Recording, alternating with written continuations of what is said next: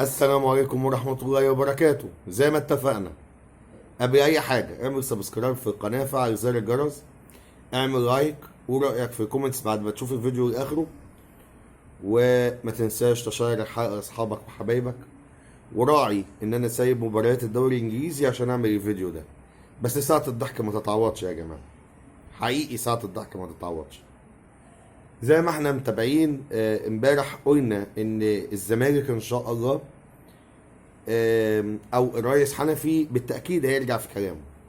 فعلا الريس حنفي يرجع في كلامه، لكن قبل ما نتكلم ازاي الريس حنفي يرجع في كلامه، حابين نعلق على الانذار اللي بعته النادي الاهلي النهارده على يد محضر لرئيس نادي الزمالك ومديره التنفيذي.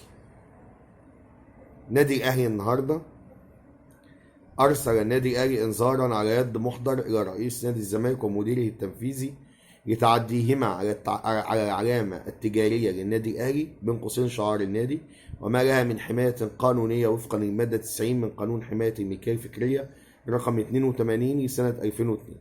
كما أن النادي الأهلي والمالك الحصري لهذه العلامة والتي تعد أحد استثماراته الرئيسية جاء في الإنذار رقم 3215 قلم محضرين العجوزة بتاريخ 30/6/2020 أنه بتاريخ 22/5 منح الاتحاد الافريقي 22/5/2000 منح الاتحاد الافريقي لكرة القدم جائزة نادي القرن للنادي الاهلي، وعليه تم تغيير العلامة التجارية شعار النادي بإضافة نادي القرن باللغتين العربية والإنجليزية أسفل الشعار، وتم تسجيل تلك العلامة التجارية بإدارة العلامات التجارية بوزارة التجارة والصناعة، والتي اكتسبت حماية قانونية طبقا للمادة 90 من قانون حماية الملكية الفكرية رقم 82 لسنة 2002، وما زالت تتمتع بتلك الحماية.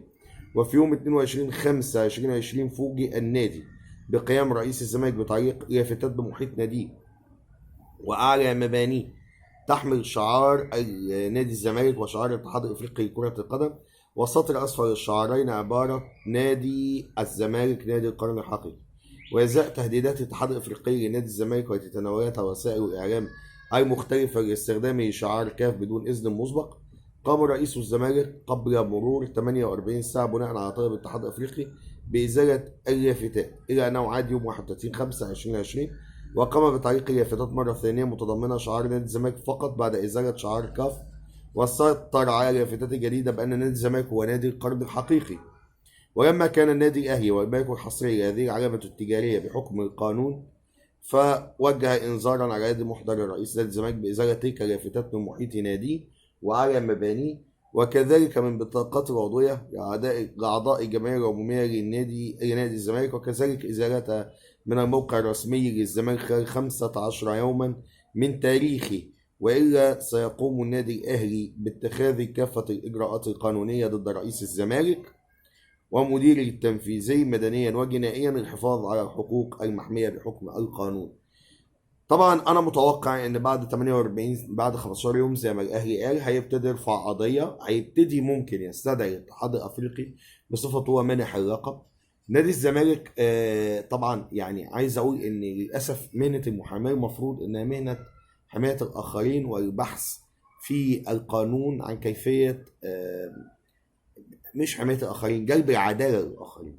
البحث في القانون مش عن ثغرات القانون، البحث في القانون عما هو مفيد لصالح المظلومين والوقوف بجوارهم والنداء بحقوقهم، ولكن ما يحدث هو البحث في ثغرات القانون للتطاول عليه والتعدي عليه. ده اللي بيحصل للأسف الشديد على أرض الواقع.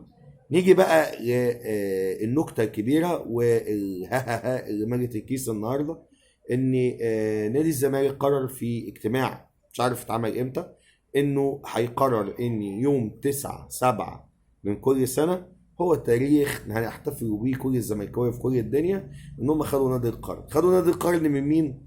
الله اعلم. مين اداها لهم؟ معرفش. مين قال لهم ان انتوا نادي القرن؟ هو مع نفسي كده، انا اديتها لنفسي وفتحت المدرسه وضربت الجرس ودرست لي، وبعدين رحت مهزقني وازاي حد زي هزقني ودرست لي، وبعدين رحت خدتني على باب الناظر اداني اسبوع رفض وقاعد معاكم في البيت. هو ده اللي عمله النهارده اجتماع مجلس اداره الزمالك. انا اديت نفسي لقب نادي القرن، انا نادي القرن، خلعت اللقب على نفسي ولبست التاج لنفسي بايديا، وهحتفل بيه يوم 9/7. النقطة إن ربنا يعمل بصيرة الناس اللي قرروا القرار ده واختاروا يوم 9/7 على أساس إن التسعة أكبر من السبعة. الطريف إن التسعة هنا 9 أيام وسبعة هنا 7 شهور، يتأكد الجميع إنه وارد جدا إن التسعة تكون أقل من السبعة. ما علينا. اللي فات ها ها ها، واللي جاي هي هي هي. اللي فات ضحك، واللي جاي يعني فوق الضحك، يعني الضحك هيبقى معدي البراميل. أعلن نادي الزمالك عن حزمة من القرارات الرسمية على خلفية انتهاء اجتماع مجلس إدارة النادي. وكشف نادي الزمالك عن 10 قرارات رسمية كان أهمها عودة فريق كرة القدم للتدريبات مع إجراء مسحة طبية لهم على نفقة النادي. الزمالك أيضا قرر خوض معسكرين مغلقين لفريق كرة القدم واستئجار طائرة خاصة للسفر إلى الكاميرون قبل مواجهة الرجاء البيضاوي. من جهة أخرى قرر الزمالك قبول استقالة باسم السبكي المدير الفني لفريق كرة اليد وتعيين حسين زكي مديرا فنيا خلفا. نيجي بقى للقرارات. إجراء لاعبي الزمالك المسحة الطبية لفيروس كورونا مساء غد الخميس على نفقة النادي وليس على نفقة الدولة. حاجة كويسة، بيوفروا للدولة. استئناف تدريبات الفريق بداية من غد الخميس. نفهم ايه من البند ده بقى؟ ان الزمالك عم بيعمل المسحة التانية،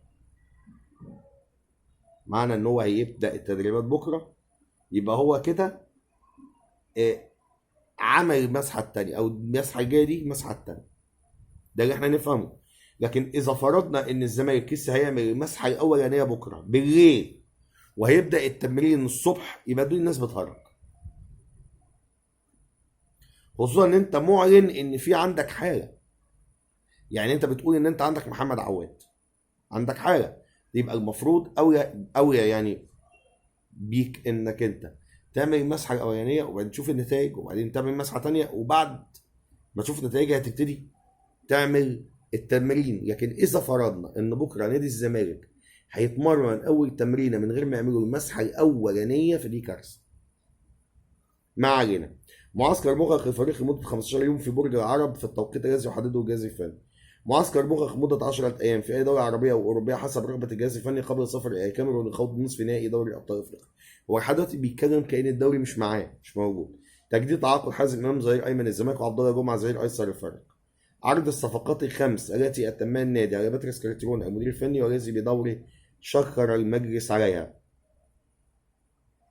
يعني هو لسه هيعرضها على باتريس، لكن باتريس قبل ما يعرفها شكر عليها النادي. ماشي. تنازل لاعبي الزمالك عن 50% من مستحقاتهم خلال الشهور الأربعة الأخيرة بسبب الظروف الحالية، مع تسليمهم من بقية مستحقاتهم عن المدة نفسها. إعادة لنفس البند. استئجار طائرة خاصة لسفر الفريق إلى الكاميرون لمواجهة الرجاء البيضاوي. تنازل لاعبي الزمالك كرة الطائرة والسلة واليد عن نسبة 50% من مستحقاتهم خلال الأشهر الأربعة الأخيرة مع تسلم باقي المستحقات. اللي أنا عايز أوصل له برضو إن لحد النهاردة محدش عارف إيه المهزلة غير مسبوقة اللي كان هيتعرض ليها نادي الزمالك، واللي تم تأجيل اجتماع نادي الزمالك بسببها 3-4 مرات من غير ما نعرف هي إيه وإمتى تأجل وإمتى الاجتماع ده كان هيتعمل. كله هاري. لكن شيء لذيذ جدا ان هو هيبدا بكره التمرين من غير ما يعمل المسحه او من غير ما يكون عامل المسحه الاولانيه. لكن انا قناعتي ان غالبا المسحه الاولانيه اتعملت، وقد تكون اتعملت من غير ما تكون داخل من نادي الزمالك، اتعملت حبي، يعني اتعملت بشكل حبي. يعني كل لعيب راح عملها، واحد عملها مثلا في معمل البرج، واحد عملها مثلا في المختبر مثلا، يعني واحد عمل مثلا قال انا مش عامل مسح، انا عامل اشعه، راح عمل في مركز مصري اشعه او الطهره كده. يعني هو غالبا هو ده اللي حصل. طبعا بالنسبه للانذار، يعني طبعا انا قلت ان بالنسبه كبيره الاهلي من الممكن ان هو يستدعي الاتحاد الافريقي في هذا الموضوع. انا بقول ان اذا الاهلي جهز ملف محترم وبالتاكيد ده هيحصل، واذا ان شاء الله الاهلي نجح في ان هو ينتصر على الزمالك في القضيه دي اللي انا متاكد ان الزمالك هيخسر فيها خساره فادحه اكبر من خساره 40,000 دولار اللي هم مطلوب منهم يدفعوهم لجروس والمساعدين جروس. عايز اقول ان اذا الدوله ما تدخلتش المره دي يعني حمايه الزمالك من رئيس نادي، الزمالك هيتكبد مبالغ مرعبه ممكن تكون اكبر من المبالغ اللي الاهلي خدها عقوبه على شركه صله وعمل بيها الميركاتو بتاع السنه اللي قبل اللي فاتت. وساعتها ممكن نادي الزمالك يتحول الى الفرع الخامس، يعني الاهلي كده يحجز على الفرع الخامس، الفرع على الزمالك بتاع 100 عقبه، ويبقى ده فرع الاهلي الخامس. طبعا ده مش عشان الزمالك فيه مشكله، لا، هو ده المشكله ان هم اختاروا رئيس نادي يعني من الاخر كده معتقد ان الدنيا عرضا مستباحا ليه يعمل اللي هو عايزه. فمش ذنبي، انت اللي اخترت ده رئيس جمعيتك العموميه على اساس ان ده هو اللي هيعرف يحافظ على ايه؟ هيحافظ على مكتسباتك او هيحافظ على ناديك. هل هو كده حافظ؟ لا. فهو عمال يتكبد فلوس حمدي النجاز وجروس، وشوف قبل حمدي النجاز وجروس كان في كتير كتير. وهو ان شاء الله يعني انا بقول لكم موضوع نادي القرن ده مش هيعدي، لان يعني دي علامه تجاريه وحقوق، والمحاكم في القضايا اللي من النوع ده ما بتهزرش. هنستنى وهنتفرج وهنضحك. بالمناسبه اخر حاجه يعني معلش افتكرتها دلوقتي، ما كنتش ناوي اتكلم فيها بس افتكرتها. عجبني جدا تحرير رضا عبد العال لرجوع فايلر. طبعا في حاله ضيق من الاعلاميين او اشباه الاعلاميين كانوا بيتكلموا عن ان فايلر مش راجع.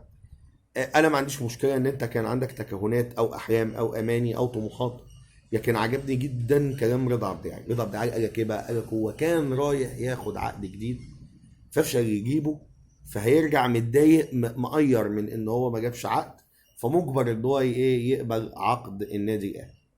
حقيقه جميل جدا انك تقول حاجه وتطلع غلط، لكن الاجمل منها ازاي انت بقى بتحاول تداري الكسبه دي. فلما تيجي تداريها بطريقه تخلي منظرك اسوأ من منظرك وانت بتكذب. فده اللي عمله الاخ رضا عبد العال. الله ينور عليك يا رضا، كمل في السكه دي، هتبقى مستقبلك هيبقى حلو. خليك اوعى تغير، مستقبلك هيبقى جميل.